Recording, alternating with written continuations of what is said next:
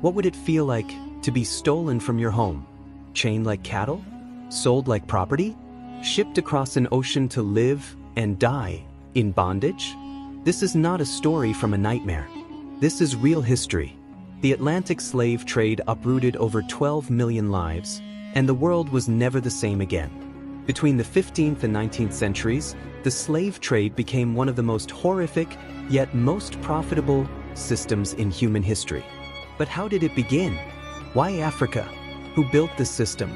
And what legacy did it leave behind? Let's explore the answers together.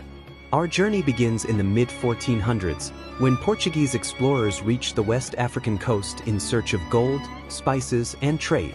Soon, they discovered a different source of wealth: human beings. Africans were captured and sold, often by rival tribes or under duress from European powers. As European nations like Spain, France, Britain, and the Netherlands expanded their empires, the demand for cheap labor skyrocketed. Plantations in the Americas needed workers, lots of them, and the indigenous populations had been devastated by disease and war. Africans were seen as a solution. They were captured, imprisoned in coastal forts, and loaded onto ships for the long voyage westward. This became part of the triangular trade: Europe to Africa with goods, Africa to the Americas with slaves, and the Americas to Europe with raw materials. At the center of this system was the Middle Passage, the grueling, inhuman journey from Africa to the New World. Conditions aboard slave ships were nightmarish. People were packed into the hull with barely any space to move. Chained in place, they suffered from disease, malnutrition, physical abuse, and suffocating heat.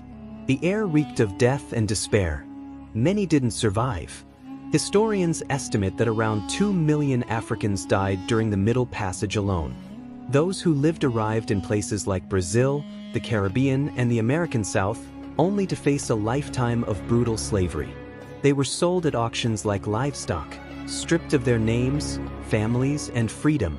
Life on plantations was relentless. They worked from sunrise to sunset, harvesting sugar, tobacco, cotton, and more, feeding the European economies with their labor. Punishment was savage. Whipping, mutilation, and death were used to enforce obedience. Women were subjected to abuse and forced breeding. Despite these horrors, the enslaved resisted in countless ways, through sabotage, escape, uprisings, and preserving their culture.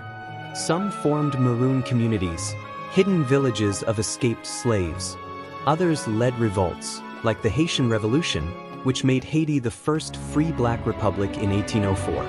Back in Europe and America, abolitionists began to rise. Former slaves like Olaudah Equiano shared their stories, opening the eyes of the public. Religious groups like the Quakers and activists like William Wilberforce in Britain fought to end the slave trade. Britain banned the slave trade in 1807, followed by the US in 1808. But slavery itself persisted for decades after. The economic impact of the Atlantic slave trade was staggering. It built empires, enriched merchants, and fueled the Industrial Revolution. But it devastated Africa, destabilizing kingdoms, encouraging conflict, and draining the continent of millions of its people. And its legacy didn't end with abolition. Slavery left behind deep scars, visible in racism, inequality, and generational trauma still present today. Yet it also birthed powerful stories of resilience. African culture survived through music, religion, storytelling, and resistance.